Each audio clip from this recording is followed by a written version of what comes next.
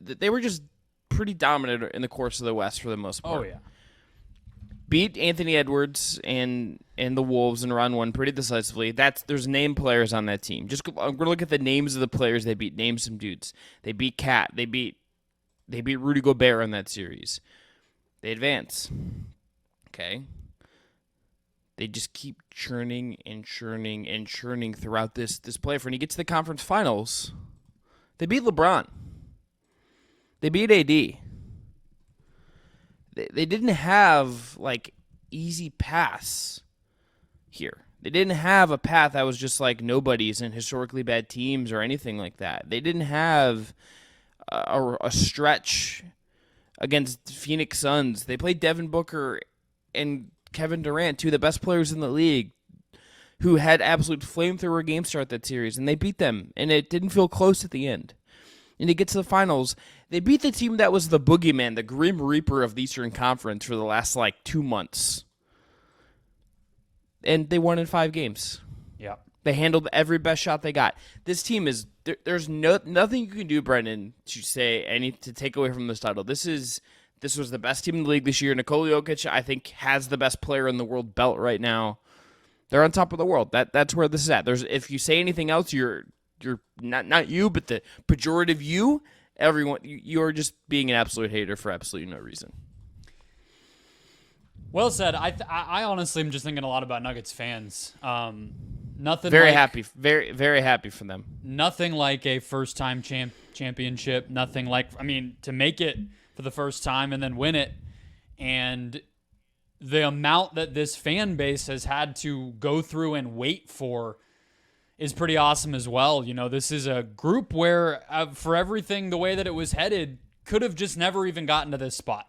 Whether it was impatience by ownership or it was certain guys, if Michael Porter doesn't develop the right way, then his contract becomes a problem. And if they don't draft well, then the kind of weird years with the injuries catch up to them because their team gets expensive. There was all sort of ways that it could have gone wrong. And yet, Jokic and Murray are great enough, and the rest of the stuff went right. And guys like Aaron Gordon and Kentavious Caldwell-Pope and Bruce Brown get added along the way, and this is just a group that ends up being dominant. And I don't really think there's another way to look at it. I know that there will be people who tried to poke holes in it, but this was a team, Chris, with the best offensive rating among playoff teams outside of the 2 COVID years for the Jazz in NBA history. Those 2 years where Donovan Mitchell was just flamethrower and they had a bunch of 3-point shooting. Those 2 Jazz teams are higher. That's it. The Sacramento Kings had the best offense in the NBA in the regular season this year. The Nuggets in the playoffs were almost a point per 100 possessions better than them on offense. There's nothing to describe what they're doing besides dominance. And tonight it wasn't traditional sexy dominance, but I would look at 28, 16, and 4 on 12 of 16 shooting from Jokic in one of the ugliest basketball games of the playoffs. To still do that, I think that is pretty dominant. And this team's legit. I don't think you can. It's unassailable. What they just did. They didn't even get to a game 7, and the only game 6 they got to, they smashed the Suns, and I watched it, and it was one of the ugliest closeout games of the entire postseason. If this isn't being dominant, then I don't really know what we're doing here. But in Game 5, they beat the Heat at their own game. They went through the muck to clinch it, to clinch the title. If you look at the numbers from this game, and you just look at the physicality. There was a lot of slapping in this game. There was a lot of poking.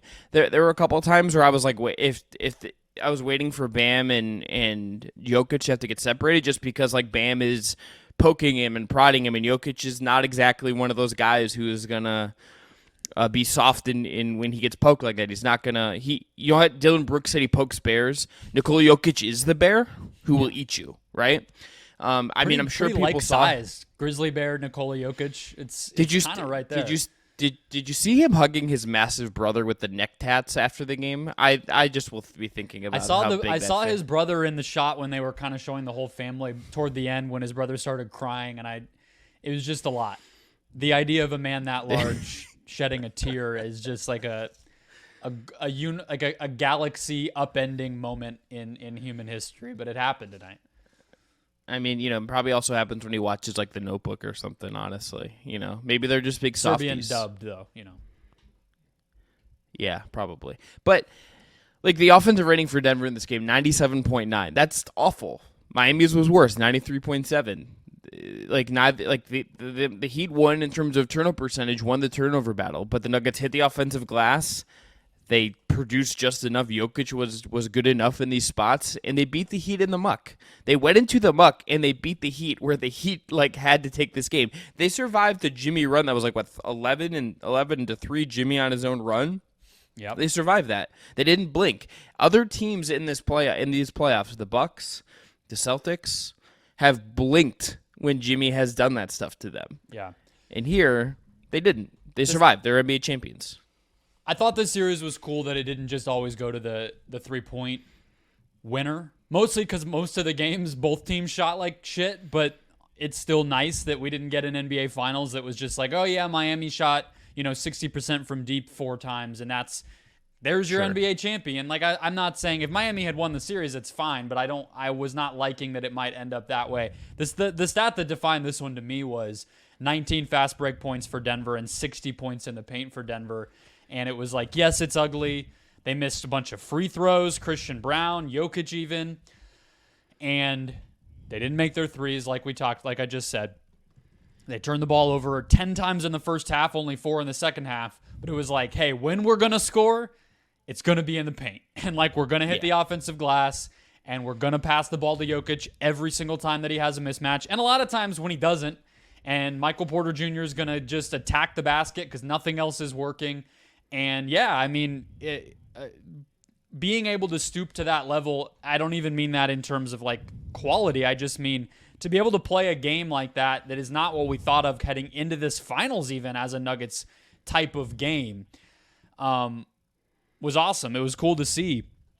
I think these are the 2 most mentally tough teams in the league, and I think that's kind of what this postseason taught us. And so to be able to kind of stand up on the throne after that and say, hey, we were in a battle of mental and physical toughness and we won.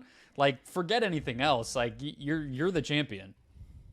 Michael Malone said after the game that they just don't want one. He didn't quite go, not 1, not 2. Yeah, he said we want more. Not 3. Yeah. But I could believe, Brendan, this is a catalyst for the Nuggets. I could believe that this is the start of something for the Nuggets. I don't know if they're going to go on a dynasty run or anything like that. That is very bold to predict. But I think we see a team here that has Jokic, who's still in his prime, who has Murray, who I think is only going to get bolstered by this, who has a front office that is making moves to ensure future flexibility, that has MPJ locked up, that has Aaron Gordon for right now kind of locked up. That will have to figure out what to do with Bruce Brown, but you'd hope they could find a way to keep him. He would want to stay.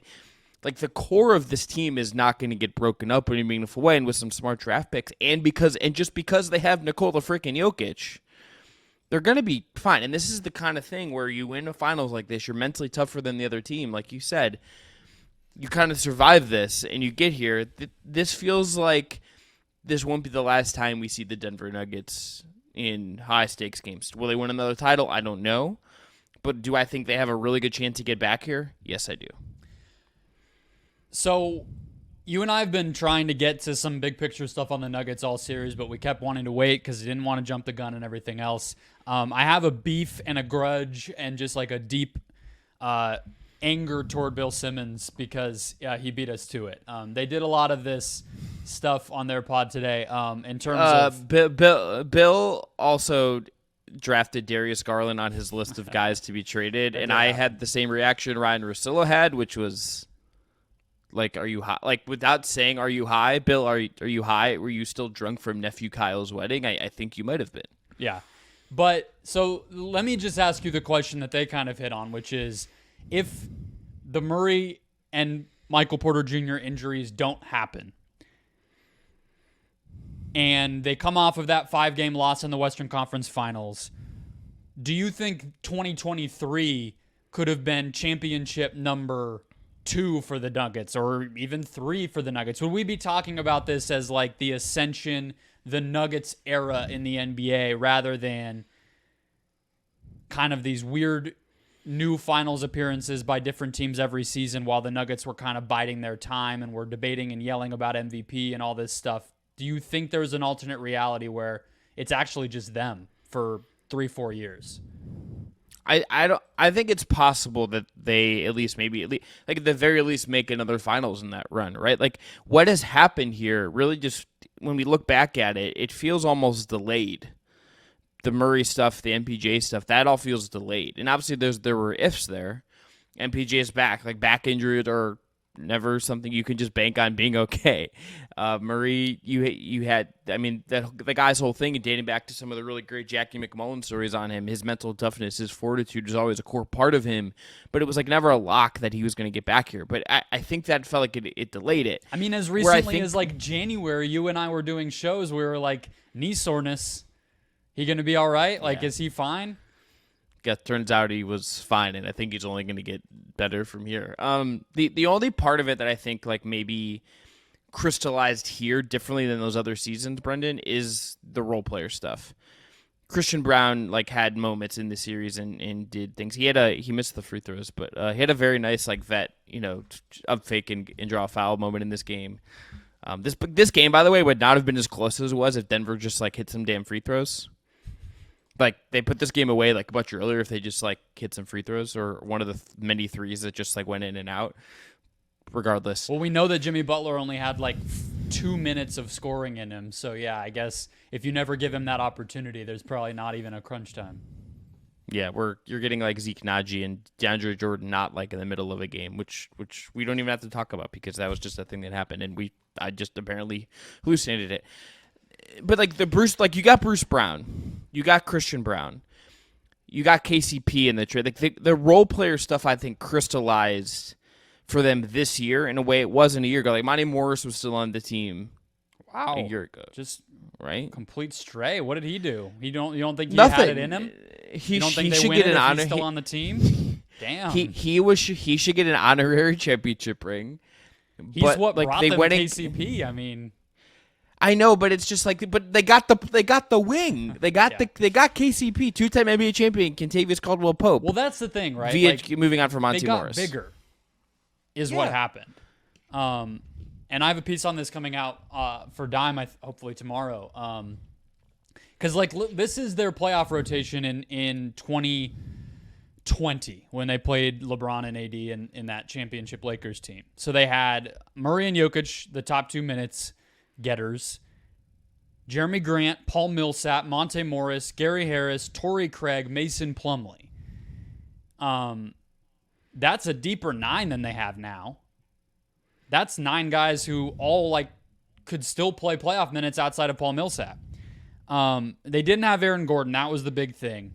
But they just have size at every position. And I feel like that's kind of been the learning process for their front office over time. I mean, like they had Millsap, they had Yusuf Nurkic playing next to Joker at one point and all these different guys. But it was really, like you just said with KCP, it was like, we're going to need size everywhere because we have a ground-bound center and, we're going to need to own the boards. We're going to need to own the paint. We're going to need to just be a swarming defense, even if we're not an athletic defense. And that's where even somebody like Jeremy Grant, like, I don't think he would have fit on this team. It was such a big disappointment when he ended up leaving. But I think in the end, they didn't need a player like that. They got scoring down.